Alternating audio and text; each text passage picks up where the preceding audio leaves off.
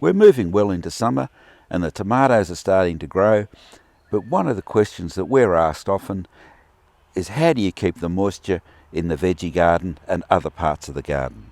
For us, the answer is mulch, and we use sugarcane mulch. Sugarcane mulch usually comes in bales like this. The mulch itself is cut up very finely. You'll find that it doesn't have any dust in it because this has been taken out, and it's got a variety of material in here. There's some large and there's some small, which is a really good thing for mulch.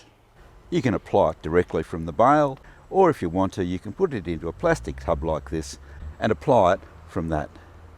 This simply means that it's nice and light, easy to move around the garden.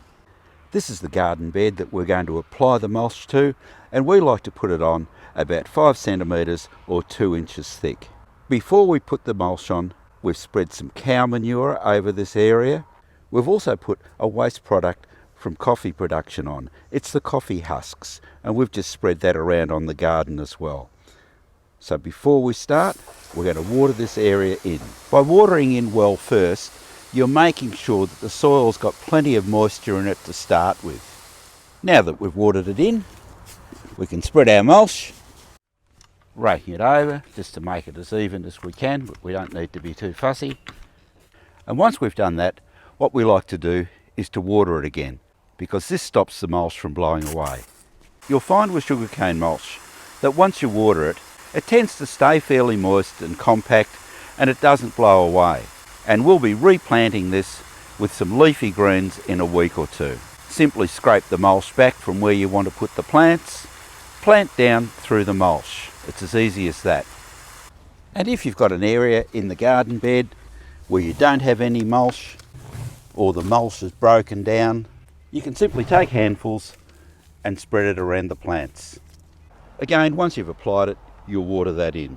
You can also use it in containers, and if you watched our video on how to grow zucchinis in containers, you'll see that we use some sugarcane mulch around the top of that, and those zucchinis are growing really well.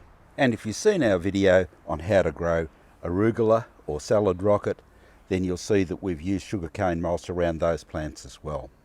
The great thing about sugarcane mulch is that it's organic, it's a renewable resource, it has no seeds, and it has a mixture of coarse and fine material. A bale like this weighs about 12 kilos and will cover about 8 square metres if you apply it at 5 centimetres or 2 inches deep. You can use it to retain moisture, suppress weeds, and increase the microbial and worm activity in the soil.